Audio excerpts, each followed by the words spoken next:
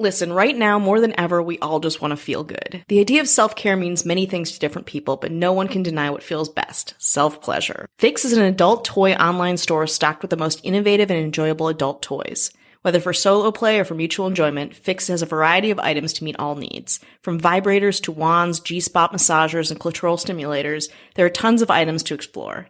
Self-pleasure and intimacy is different for all people, which is why Fix does their best to have a match for everyone. We looked just yesterday and see quite a few items that we plan on purchasing soon. What makes Fix products great? They find people of all walks of life and sexual health experts to do extensive testing and reviews. If it's not a winner, they toss it. If their people love it, it's a definite go. Fix sources products that are sexy, sleek, but most importantly safe for our bodies. Products are shipped quickly and in nondescript packaging. Visit www.letsfix.com. Use code GHOST to receive 10% off of your first order. Again, it's www.letsfix.com. Tune in, drop out, turn on. I'm Rebecca Lieb. I'm Jason Horton. And this is Ghost Town.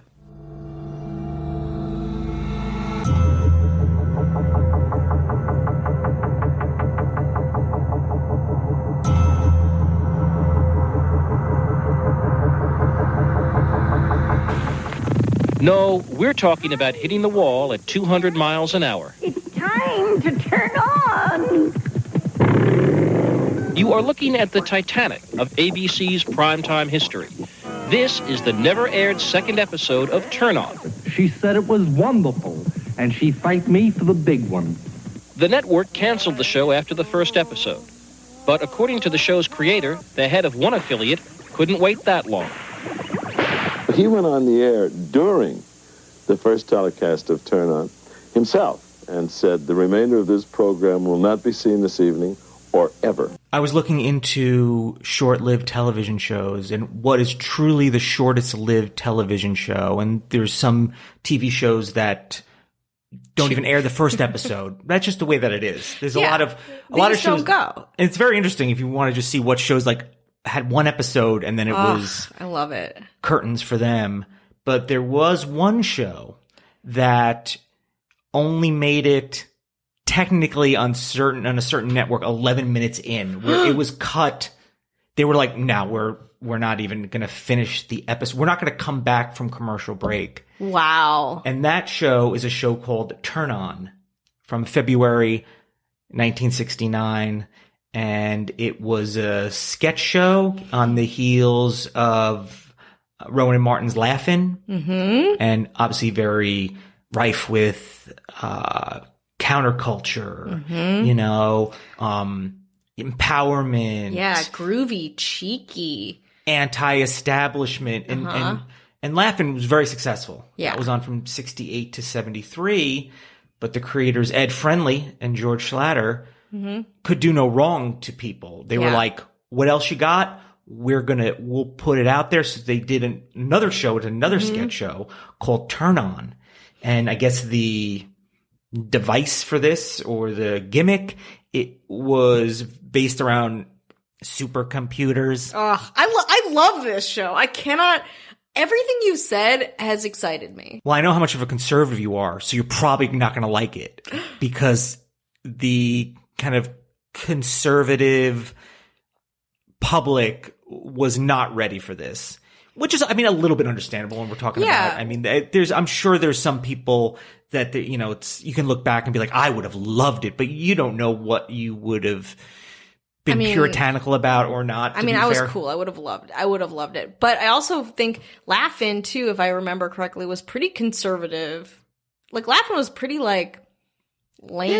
Yeah, right? They didn't push it the way, but it was kind of groovy. Okay. But it wasn't enough to have advertisers pull out or stations to be like, we're not even going to come back from this break and continue this show. Can you imagine that ever happening now? A show, they would at least finish it out. Like, the amount of money that goes into a show, too, like, working in TV, you're like, wait, there's so much money involved in this. Like, you can't even finish the episode. Yeah, I'm sure the programming, a lot of it is probably well vetted, at least, where they've seen the episode and everyone's kind of agreed on it. And then maybe after the fact, they're like, you know what, this got terrible reviews or we got a lot of terrible feedback. Let's not continue. Sure. But I'll get to this one certain station. They were just like, must have just assumed that it was going to be great. And they're like, we're not even going to come back from commercial break.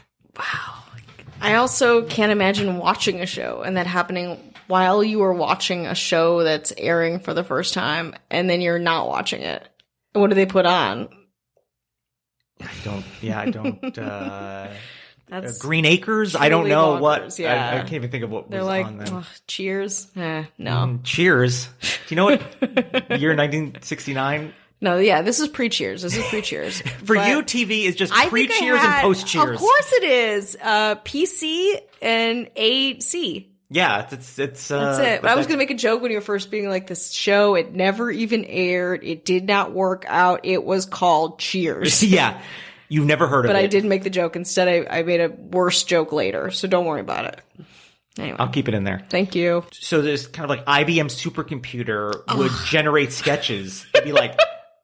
This is a Twilight Zone episode too. I'm sure of it. Yeah. You punch something in and it's like, here is a sketch involving the KKK. No, bad. Bad computer.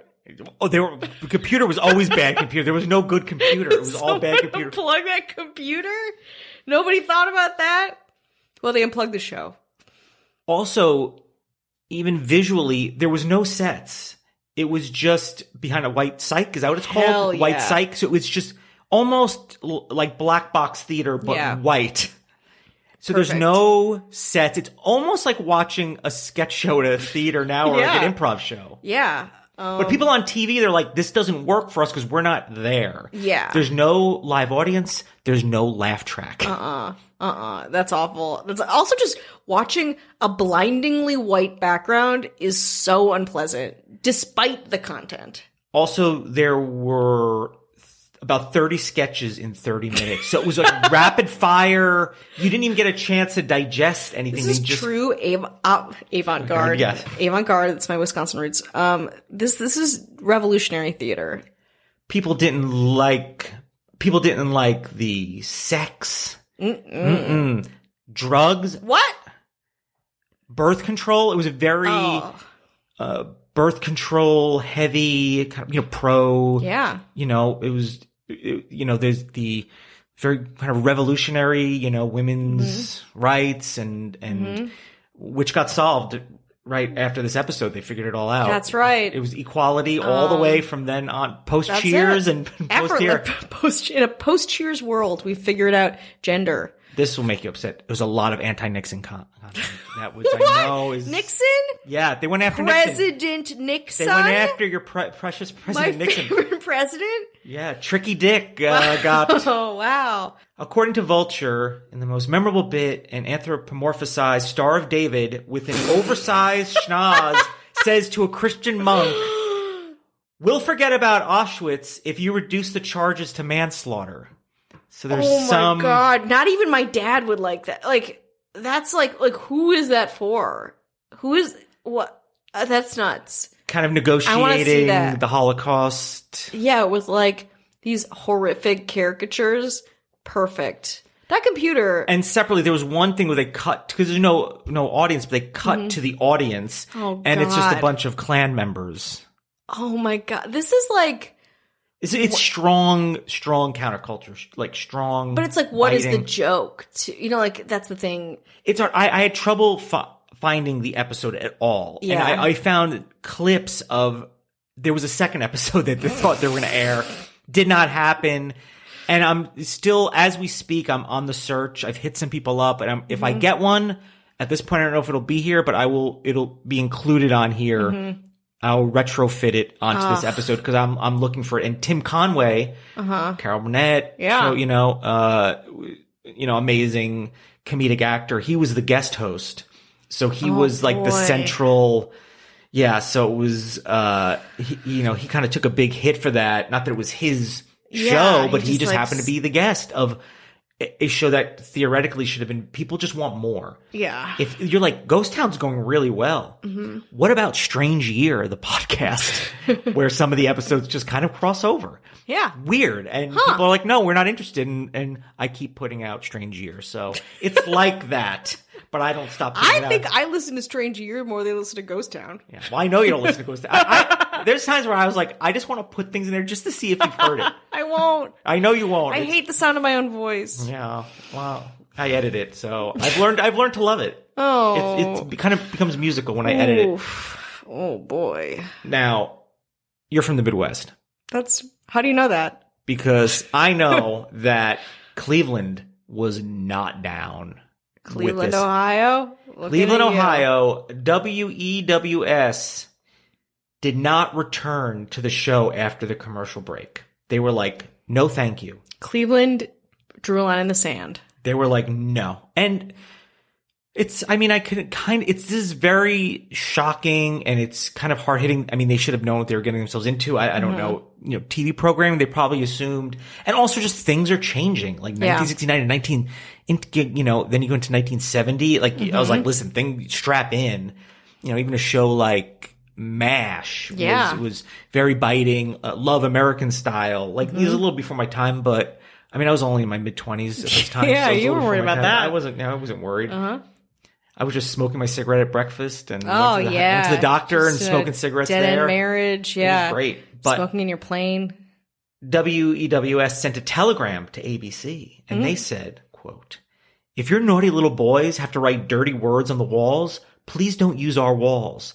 Turn on is turned off as far as WEWS is concerned. Whoa, they just turned that title right on its head. Naughty little boys, because guess what? We know women don't write on the show. There's no women writers. No, there were no women probably anywhere close to this show. Really a safe assumption. Unless she was the butt of a joke. Then she's in. I'll tell you one thing.